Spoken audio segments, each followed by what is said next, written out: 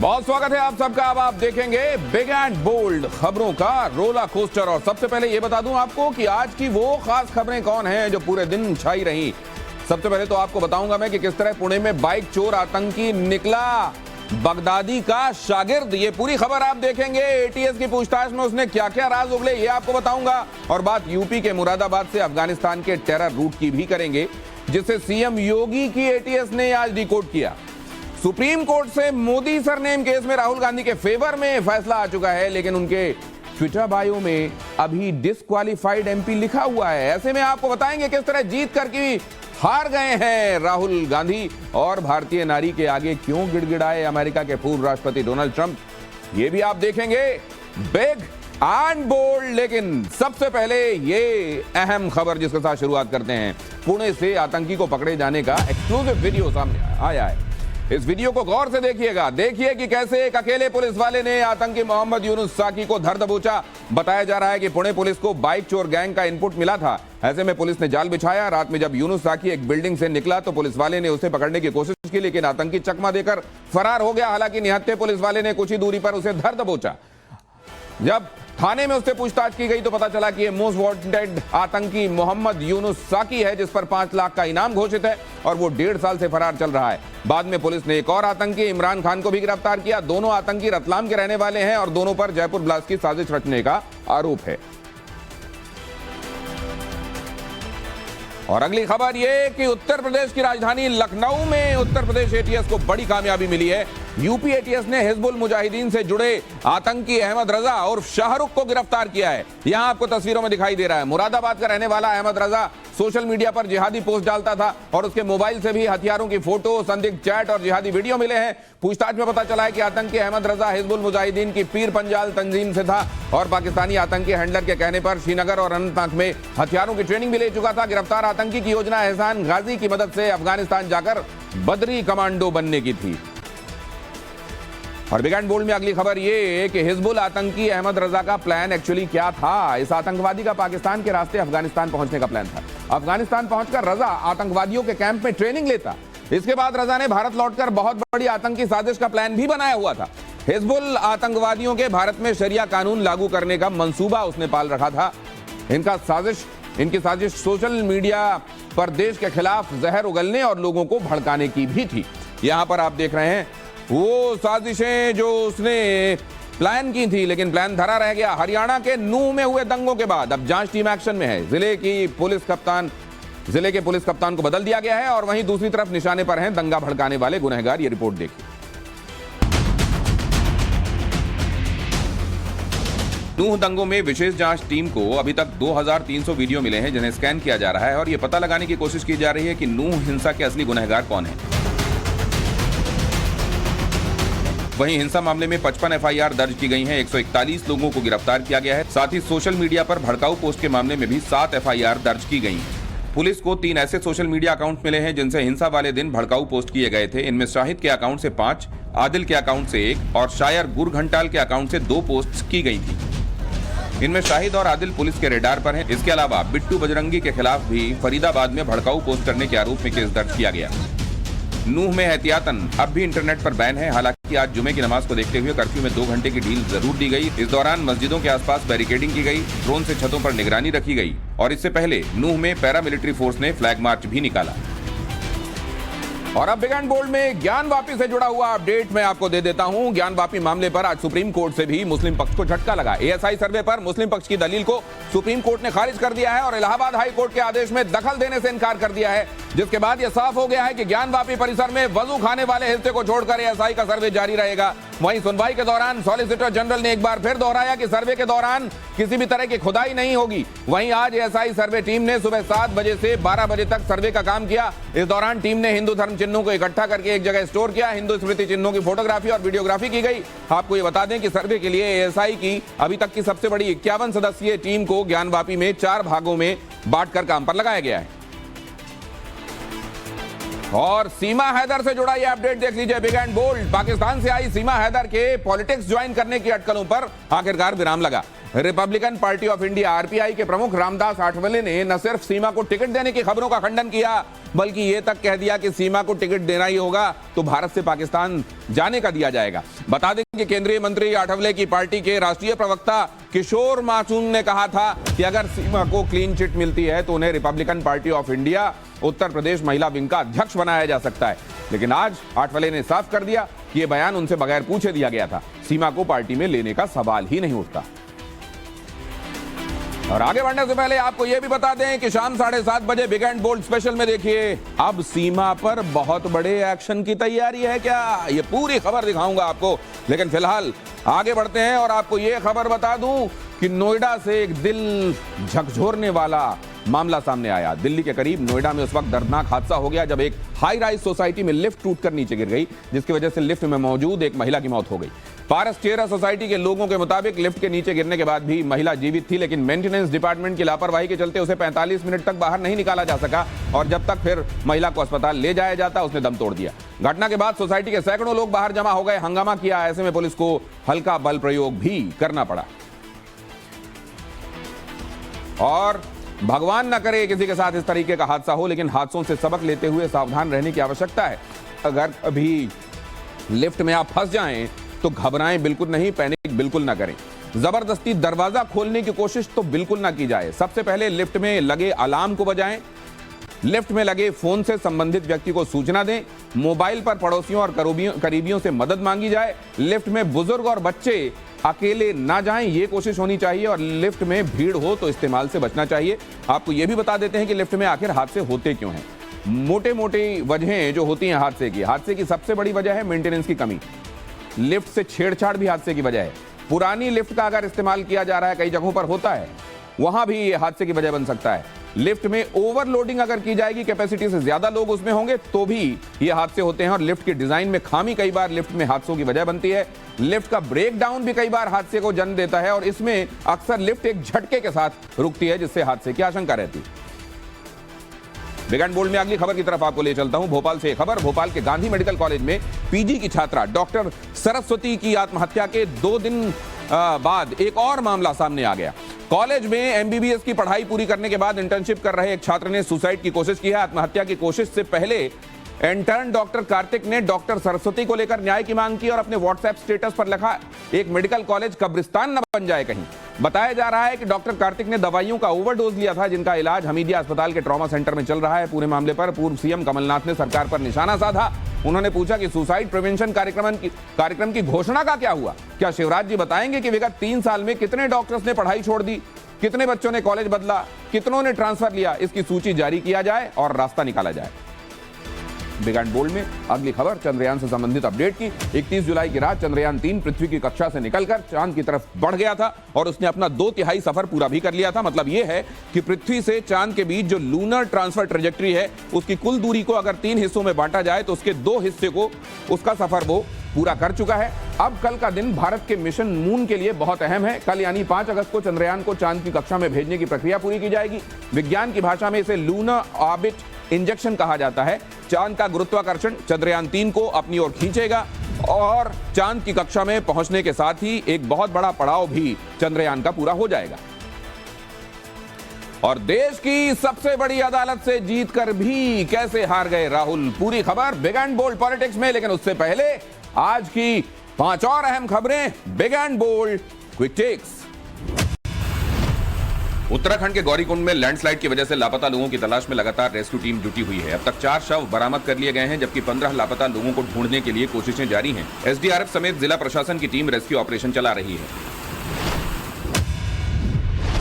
राजस्थान के कोटा में एक और छात्र ने खुदकुशी कर ली। पुलिस जब मौके पर पहुंची तो उसके मुंह पर पॉलीथिन और हाथ में रस्सी बंधी हुई थी। मौके से एक सुसाइड नोट भी मिला है, जिसमें मृतक ने खुद को अपनी मौत का जिम्मेदार बताया है। पुलिस के मुताबिक 18 साल का मनजोत छाबड़ा यूपी के रामपुर का रहने वाला था और पिछले 4 महीने पहले ही मेडिकल की कोचिंग के लिए कोटा आया था।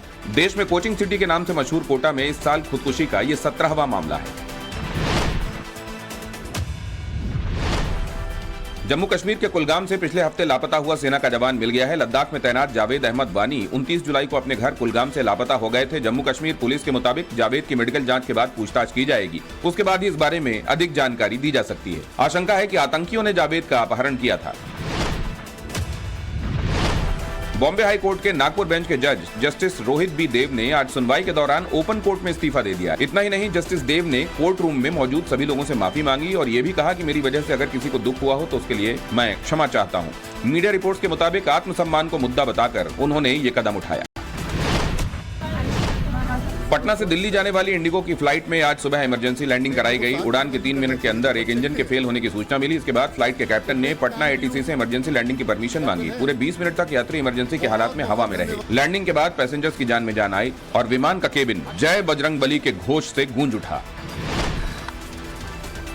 और अब बिग एंड बोल्ड पॉलिटिक्स शुरुआत करते हैं राहुल गांधी से जुड़ी हुई इस खबर के साथ। मोदी सरनेम केस के मामले में सुप्रीम कोर्ट ने राहुल गांधी को बड़ी राहत दी है। सुप्रीम कोर्ट ने इस मामले में फैसला सुनाते हुए राहुल की सजा पर रोक लगा दी। सुप्रीम कोर्ट से राहुल गांधी को राहत मिलने पर कांग्रेस ने कहा यह नफरत के खिलाफ मोहब्बत की जीत है। राहुल गांधी की सदस्यता जल्द से जल्द बहाल होनी चाहिए। वहीं राहुल गांधी ने कहा आज नहीं तो कल सच्चाई की जीत तो होनी ही थी। मुझे क्या करना है मेरे दिमाग में सब स्पष्ट है। और अब आपको दिखाते हैं कि सुप्रीम कोर्ट में आखिर आज इस मसले पर क्या क्या हुआ। कोर्ट ने राहुल गांधी को राहत देते हुए कहा कि अधिकतम सजा देने की क्या जरूरत थी, लेकिन कोर्ट ने यह भी कहा कि राहुल को ऐसी टिप्पणी से बचना चाहिए था।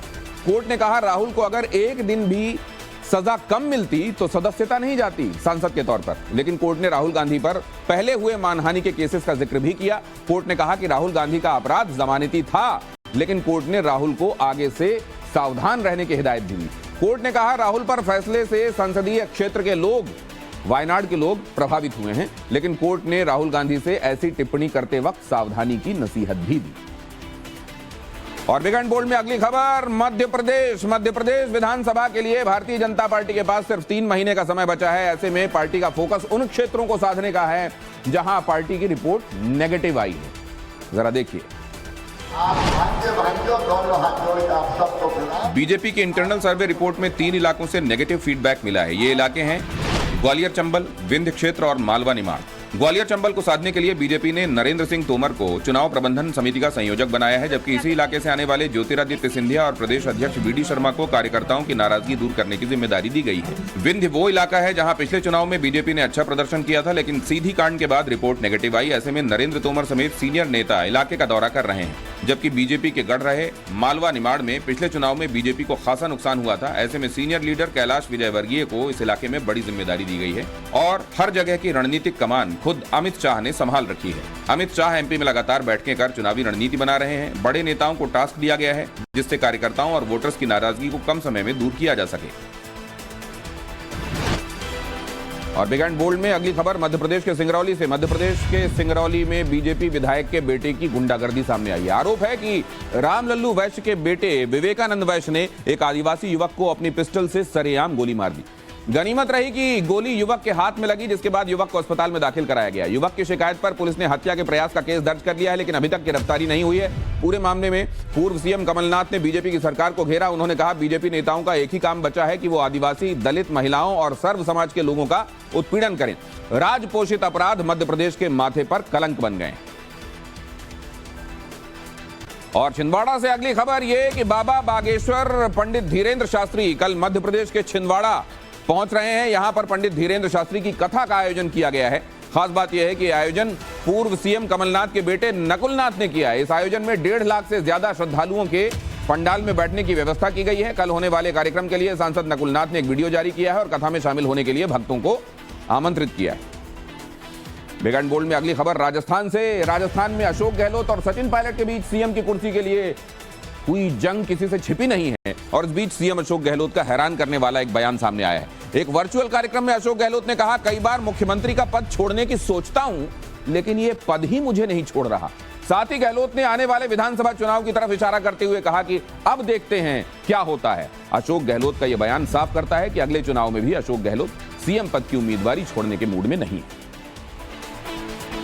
और भारतीय नारी के आगे क्यों गिड़गिड़ाए ट्रंप, पूरी खबर बिग एंड बोल्ड इंटरनेशनल में। लेकिन पहले आपको दिखाता हूं आज सियासत से जुड़ी हुई ये 5 और अहम खबरें big and bold political quick ticks. 6 अगस्त को अमृत भारत योजना के तहत देश भर के 506 रेलवे स्टेशनों के रीडेवलपमेंट के लिए पीएम नरेंद्र मोदी वर्चुअल भूमि पूजन करेंगे। इनमें मध्य प्रदेश के 34 स्टेशन शामिल हैं। इन्हें 982 करोड़ रुपए की लागत से नए रूप में विकसित किया जाएगा। अकेले 260 करोड़ रुपए का बजट खजुराहो रेलवे स्टेशन के लिए रखा गया है। मिशन 2024 के तहत बिहार के एनडीए सांसदों के साथ संवाद में प्रधानमंत्री नरेंद्र मोदी ने कहा कि विपक्ष के गठबंधन को इंडिया न कहकर घमंडिया गठबंधन कहें। पीएम मोदी ने यह भी कहा कि एनडीए में त्याग की भावना है। कम सीट के बावजूद नीतीश कुमार को मुख्यमंत्री हमने बनाया। पीएम मोदी ने सांसदों को जातिवाद की राजनीति से ऊपर उठकर काम करने की नसीहत भी दी। 26 विपक्षी दलों की ओर से बनाए गए गठबंधन के नाम में इंडिया के इस्तेमाल पर रोक लगाने के लिए दिल्ली हाई कोर्ट में दायर जनहित याचिका पर आज सुनवाई हुई। याचिका में कहा गया है कि इंडिया नाम का इस्तेमाल दुर्भावनापूर्ण इरादे से किया जा रहा है। हाई कोर्ट ने मामले में केंद्र सरकार, चुनाव आयोग और विपक्षी दलों को नोटिस जारी किया है। गृह मंत्री अमित शाह आज देर रात 2 दिनों के ओडिशा दौरे पर भुवनेश्वर पहुंच रहे हैं। शनिवार को गृह मंत्री आपदा प्रबंधन से जुड़ी बैठक में हिस्सा लेंगे। शाम को अमित शाह का बीजेपी प्रदेश दफ्तर जाने का भी कार्यक्रम है। इस बीच दौरे से ठीक पहले प्रदेश बीजेपी अध्यक्ष ने 35 सदस्यीय नई टीम का गठन किया है। ये टीम कल गृह मंत्री अमित शाह से मुलाकात करेगी। दिल्ली के पूर्व डिप्टी सीएम मनीष सिसोदिया को आज सुप्रीम कोर्ट से राहत नहीं मिली। सिसोदिया ने पत्नी की बीमारी का हवाला देते हुए अंतरिम जमानत मांगी थी। सुप्रीम कोर्ट ने कहा कि सितंबर के दूसरे हफ्ते में जमानत की अर्जी पर विचार किया जाएगा। और बिग एंड बोल्ड ट्रेंडिंग में शुरुआत मौसम के साथ, जिसमें न सिर्फ देश में आपको बाढ़ और बारिश के चलते कहां क्या हालात हैं बताऊंगा, बल्कि विदेशों में भी क्या चल रहा है बहुत जल्दी से आप यह भी देखिए। हमने आपको कल ही बताया था कि मध्य प्रदेश के कई जिलों पर आसमानी आफत का खतरा मंडरा रहा है। अब आज की तस्वीरें आपको दिखा देता हूं। दमोह, दतिया और नरसिंहपुर से लेकर जबलपुर और रायसेन तक हालात काबू से बाहर होते दिख रहे हैं। ये देखिए तस्वीरें, यहाँ देखिए आप, रायसेन में नर्मदा नदी उफान पर है और कई गांवों में उसका पानी घुस चुका है। कई हाईवे पानी में डूब चुके हैं। नदियों का रौद्र रूप लोगों को डरा रहा है। जबलपुर में तो खेत खलिहान सब डूबे हुए हैं। हालांकि प्रशासन भी अलर्ट पर है और राहत बचाव की टीमों को काम पर लगा दिया गया है। लेकिन मध्य प्रदेश के इन इलाकों में जो हालात हैं, वैसे हालात पिछले कई सालों बाद नजर आ रहे हैं। और अगली खबर ये, बारिश खत्म हुई नहीं और संक्रमण काल शुरू हो गया। पहले कंजक्टिवाइटिस ने लोगों का हाल बुरा किया और अब 2 संक्रामक बीमारियों का अंदेशा बढ़ता जा रहा है। रिपोर्ट देखिए। कंजक्टिवाइटिस के अलावा इन दिनों दिल्ली में डेंगू के मामले भी बढ़ते जा रहे हैं। सरकारी आंकड़ों के मुताबिक राजधानी में डेंगू के खतरनाक स्ट्रेन टाइप 2 के मामले देखे गए हैं। जांच के लिए भेजे गए 20 सैंपल्स में 19 में डेंगू के टाइप 2 स्ट्रेन के संक्रमण के मामले सामने आए हैं। इस स्ट्रेन के संक्रमण की स्थिति गंभीर होती है और हेमोरेजिक फीवर का खतरा बढ़ जाता है। डॉक्टर्स ने आशंका जताई है कि आने वाले दिनों में इसके मामले और बढ़ सकते हैं। वहीं बाढ़ प्रभावित इलाकों में स्टमक फ्लू के केसेस भी बढ़ रहे हैं। गंदे पानी की वजह से डाइजेशन समेत लिवर संबंधित बीमारियों के बढ़ने का खतरा भी बना हुआ है। हेल्थ एक्सपर्ट्स के मुताबिक बीमारियों से बचने के लिए सतर्कता बरतें, बच्चों का विशेष ख्याल रखें, इम्यूनिटी बढ़ाने वाले उपाय करते रहें और पीने का पानी साफ हो, इस बात का खास ख्याल रखें। कैंसर ऐसी बीमारी जिसका नाम सुनते ही लोग जीवन की आस खो बैठते हैं। लेकिन अब कैंसर की ऐसी चमत्कारी दवा के बारे में बात की जा रही है जो पहले से ज्यादा सुरक्षित है और ज्यादा कारगर है। अमेरिका में कैंसर की नई दवा का ह्यूमन ट्रायल शुरू हो गया है। यह नई दवा कैंसर के ट्यूमर को जड़ से खत्म कर सकती है। इस दवा का नाम है AOH 1996, AOH 1996, जिसे 9 साल की बच्ची ओलिविया हीली के नाम पर रखा गया है। 1996 में पैदा हुई आना न्यूरोब्लास्टोमा कैंसर से पीड़ित थी और 2005 में उसकी मौत हो गई थी। इस नई दवा की खासियत यह है कि यह शरीर के हेल्दी सेल्स को बगैर नुकसान पहुंचाए कैंसर के ट्यूमर को मारेगी। डॉक्टर्स ने लैब में 70 तरह के कैंसर का ट्रायल किया जो सफल रहा। कैंसर की इस नई दवा को बनाने में 20 साल की कड़ी मेहनत लगी है। यह दवा कैंसर प्रोटीन को खत्म करने में मदद करेगी। कैंसर प्रोटीन खत्म होने से ट्यूमर की ग्रोथ नहीं होगी। कैंसर प्रोटीन की वजह से ही शरीर में ट्यूमर फैलता और बढ़ता है। पहले इस प्रोटीन का इलाज नहीं होता था, लेकिन अब नई दवा इस पर प्रभावी बताई जा रही है। यानी नई दवा पहले ट्यूमर की ग्रोथ को रोकेगी और फिर इसे जड़ से खत्म करेगी। अभी कैंसर के इलाज के लिए कीमोथेरेपी होती है, लेकिन नई दवा में कीमो की जरूरत नहीं होगी। रेडिएशन से भी छुटकारा मिल जाएगा, सर्जरी से भी निजात मिलेगी। नई दवा के इस्तेमाल से बाल भी नहीं झड़ेंगे, चेहरा भी काला नहीं पड़ेगा, क्योंकि इस दवा का हेल्दी सेल्स पर कोई असर नहीं पड़ेगा। यह सिर्फ कैंसर के ट्यूमर को मारती है। और ये जो सरकारी नौकरी की तैयारी कर रहे हैं, राजस्थान पुलिस ने पद निकाले हैं कांस्टेबल के। योग्यता है 12वीं। आवेदन किया जा सकता है recruitment.rajasthan.gov.in पर। 7 अगस्त से ऑनलाइन अप्लाई करना शुरू किया जा सकता है। इंडियन पोस्ट ने निकाली है वैकेंसी ग्रामीण डाक सेवक की। योग्यता है 10वीं। आवेदन किया जा सकता है इंडिया पोस्ट STGDS online.gov.in। आखिरी तारीख 23 अगस्त। और अब आपको दिखाते हैं आज की 5 और ट्रेंडिंग खबरें। Big and bold trending quick ticks. हफ्ते के आखिरी कारोबारी दिन शेयर बाजार में दमदार क्लोजिंग हुई। सेंसेक्स 481 पॉइंट उछलकर 65,721 के लेवल पर बंद हुआ, जबकि निफ्टी 135 अंक मजबूत होकर 19,517 पर क्लोज हुआ। दिल्ली के सर्राफा बाजार में आज सोने के भाव में जहां तेजी देखी गई, तो वहीं चांदी की चमक फीकी हुई। 24 कैरेट के 10 ग्राम सोने की कीमत 60,525 रुपए रही, जबकि चांदी 72,100 रुपए प्रति किलो पर बिकी। दिल्ली के साथ साथ एनसीआर में अब टमाटर के दाम 250 रुपए के पार पहुंच गए हैं। पिछले कुछ दिनों में बारिश की वजह से टमाटर की फसल पर फिर प्रभाव पड़ा है, तो वहीं लैंडस्लाइड की वजह से हिमाचल प्रदेश और दिल्ली के बीच सप्लाई चेन भी प्रभावित हुई है। ऐसे में आने वाले कुछ और दिन टमाटर की महंगाई लोगों को परेशान करती रहेगी। पूर्व Indian tennis star Sania Mirza और पाकिस्तानी क्रिकेटर शोएब मलिक के बीच तलाक की अटकलें एक बार फिर तेज हो गई हैं। दरअसल शोएब मलिक ने अपने इंस्टाग्राम बायो में बदलाव करते हुए सानिया मिर्जा का नाम हटा दिया है। इसकी जगह उन्होंने लिखा है कि लिव अनब्रोकन। इसके बाद कयास लगाए जा रहे हैं कि दोनों जल्द एक दूसरे से अलग हो सकते हैं।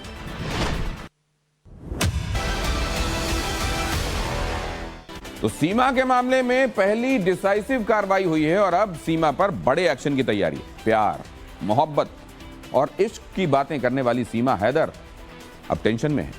सीमा हैदर मामले में पहला बड़ा एक्शन हो चुका है। क्या अब सीमा हैदर पर बहुत बड़ी कार्रवाई आगे होने वाली है? जिस सीमा हैदर को बॉलीवुड से ऑफर आ रहा था, राजनीतिक पार्टियों से ऑफर आ रहा था, क्या अब सीमा हैदर का चैप्टर क्लोज होने वाला है? सवाल यह है कि जिस सीमा के सिल्वर स्क्रीन पर रॉ एजेंट का किरदार निभाने वाली बातें चल रही थी, क्या वो सचमुच आईएसआई की एजेंट है? हमारी स्पेशल रिपोर्ट देखिए।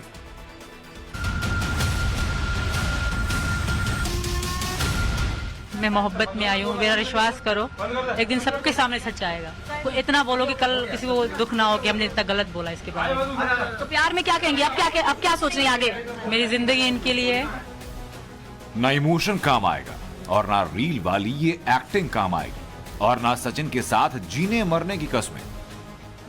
प्यार हमारा अमर रहेगा, याद करेगा जहां।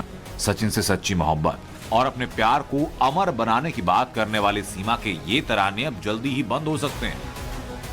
लगता है कि जो सीमा बॉलीवुड में एक्टिंग करने का सपना देख रही थी, जिस सीमा को राजनीतिक पार्टियों से ऑफर आने की बात थी, जो सीमा चंद दिन में हिंदुत्व की दीवानी हो गई थी, तुलसी की पूजा कर रही थी, माथे पर सिंदूर लगा रही थी, इस सीमा का चैप्टर जल्द क्लोज हो सकता है। रडार पर सीमा है और एक्शन की गाज गिरी है एसएसबी के 2 जवानों पर और इस एक्शन का लोकेशन है भारत नेपाल का वो बॉर्डर जहां से सीमा ने इंडिया में एंट्री की। एक तरफ एसएसबी के जवानों पर एक्शन हो रहा था, तो दूसरी तरफ विदेश मंत्रालय सीमा को लेकर बयान जारी कर रहा था। सीमा जो इलीगल इंडिया आई थी, उनके मामले में मैंने कह रखा है क्या पोजीशन है। मेरे पास अभी कोई अपडेट नहीं है, इन्वेस्टिगेशंस चल रहे हैं। हो सकता है आप वो एजेंसी से बात कर लें। इमिग्रेशन का मामला हमारे विदेश मंत्रालय के दायरे में नहीं है। जो डिपार्टमेंट्स और मिनिस्ट्रीज डील करते हैं वो डिसाइड करेंगी कोई स्पेशल कुछ पॉलिसी लाना है या नहीं लाना है। और सीमा के जो केस था, विदेश मंत्रालय के इन्हीं बयानों में छिपा है वो राज जिससे सीमा पर एक्शन की सुगबुगाहट तेज हो चुकी है। यानी सीमा पर कभी भी कानून का शिकंजा कसा जा सकता है। बॉर्डर पर लापरवाही के आरोप में सशस्त्र सीमा बल यानी एसएसबी की 43वीं बटालियन के इंस्पेक्टर सुजीत कुमार वर्मा और हेड कांस्टेबल चंद्र कमल कलिता को निलंबित किया गया। जांच में एसएसबी ने दोनों को दोषी पाया। अब सीमा हैदर मामले की पूरी जांच होने तक दोनों निलंबित रहेंगे।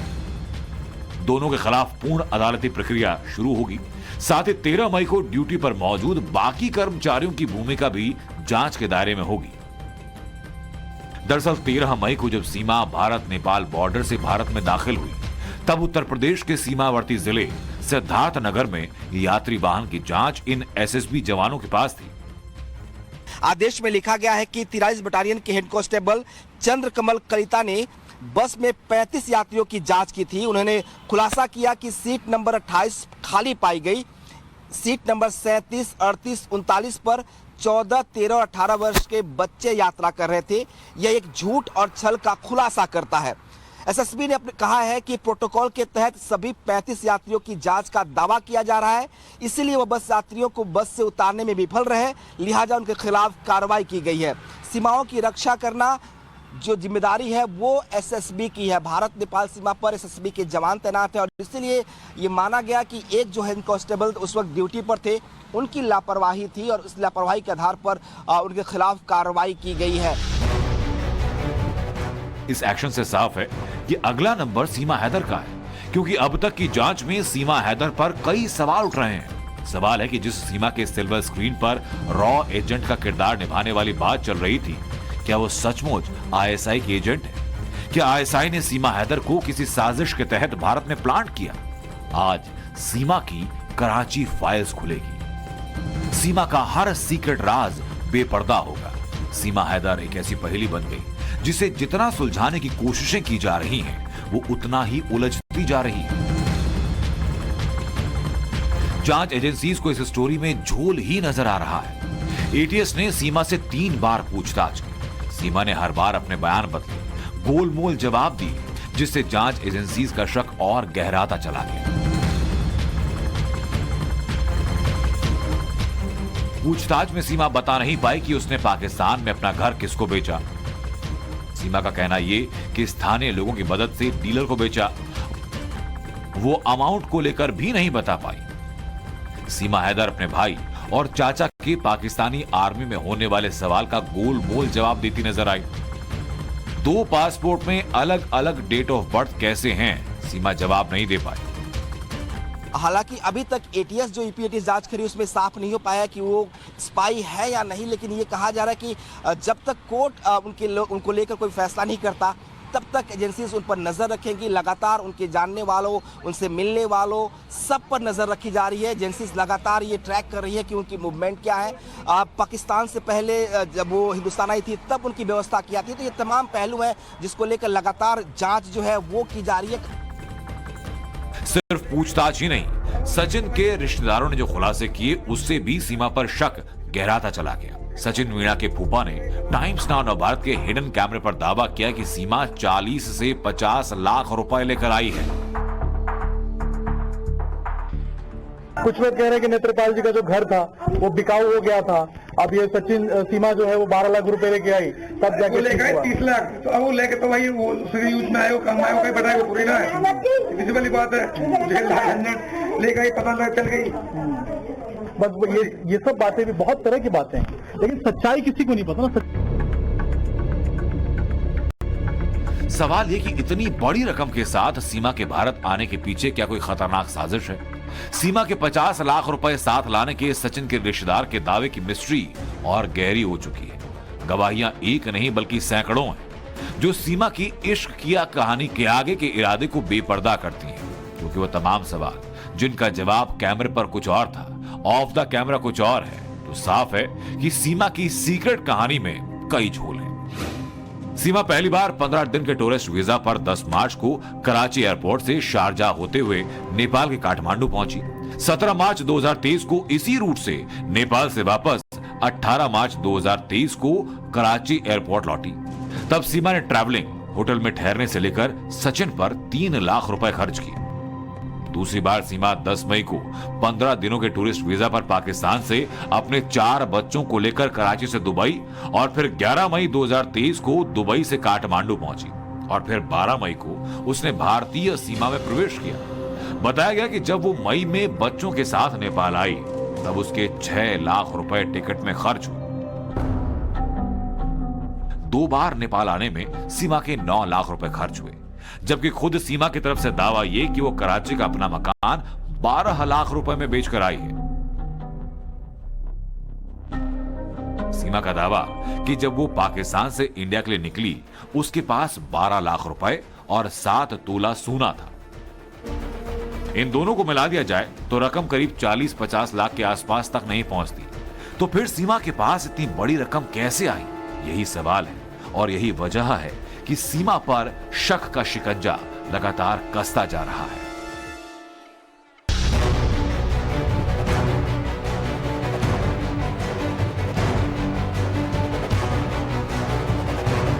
सीमा हैदर लगातार ही कहती रही कि उसे भारत की नागरिकता दी जाए। वो सचिन से अलग नहीं रहना चाहती, उसे पाकिस्तान ना भेजा जाए क्योंकि वहां उसके और उसकी बच्चों की जान को खतरा है। सीमा जेल में ही सही लेकिन भारत में रहना चाहती है। उनको यही कहूंगी, मैं प्यार में आई हूँ और प्यार की जीत हो गई। मुझे यकीन है भगवान ने चाहा तो, क्योंकि मैं सच पे हूँ, सच बोल रही हूँ, मरते दम तक सच ही बोलूंगी। अब जो फैसला कानून करेगा मुझे के लिए पहले सीमा ने नागरिकता पाने के लिए राष्ट्रपति को चिट्ठी लिखी, राष्ट्रपति से गुहार लगाई कि उसे भारत की नागरिकता दी जाए। अभी डिपोर्टेशन की बात नहीं है, सीमा इस देश की बहू है। देश के महामहिम राष्ट्रपति जी का याचिका पेंडिंग है, इन्वेस्टिगेशन चल रही है, एटीएस जांच कर रही है। अब दावा ये कि सीमा हैदर और सचिन मीणा ने दांव चला कि अगर वो गर्भवती हो जाए तो उसे भारत की नागरिकता मिल सकती है। सोशल मीडिया से लेकर रबुपुरा तक खबरें हैं कि सीमा मां बनने वाली है, सचिन के बच्चे की मां बनने वाली है। सीमा भी मां बनने वाली है, तो कायकन की सीमा मां बनने वाली है, इस मतलब ये एकदम स्पष्ट है, आपको इसकी जानकारी है? अभी हमें भी तो नहीं पता, लेकिन उसने ही तोड़ा है कि मैं मां बनने वाली हूँ। न्यूज में सुना है हमने कि वो मां बनने वाली है। भैया मां बनने वाली, फिर तो और ज्यादा पैसे आएंगे उस पर, अब क्योंकि अब उसकी ज्यादा ख्याल होगा, तो औरों से ही लो ना, फिर गाँव वालों से क्यों मांग रहे हो मदद? जैसा करना है करो। को भारत की नागरिकता मिल जाएगी, लेकिन सीमा के इस दांव में कई कानूनी पेंच हैं। कानून के जानकार बताते हैं कि अगर बच्चा भारत में पैदा होता है तो बच्चे को भारत का नागरिक माना जाएगा, लेकिन अगर कानूनन सीमा को डिपोर्ट करना होगा तो डिपोर्ट करना ही पड़ेगा, भले ही बच्चा पैदा होने तक उसे रोका जा सकता है। बच्चा यहीं पैदा होता है तो ये माना जाता है कि जो भी बच्चा यहाँ पैदा होगा वो यहाँ का सिटीजन है। तो ऐसे में क्या उसको बच्चा पैदा रहने तक रहने दिया जा सकता है? ऐसे कारण ये सरकार के ऊपर बात है, इसको कोई कुछ नहीं कर सकता, और या उसको कोर्ट में आना पड़ेगा ये सब बात कहने के लिए। कहा जा रहा है, पूछा जा रहा है कि सीमा अगर प्रेग्नेंट है तो क्या ऐसे में उसके डिपोर्टेशन पर कोई असर पड़ सकता है? कानून क्या कहता है? कानून कुछ नहीं कहता है, अगर उसको डिपोर्ट होना है तो डिपोर्ट होगा।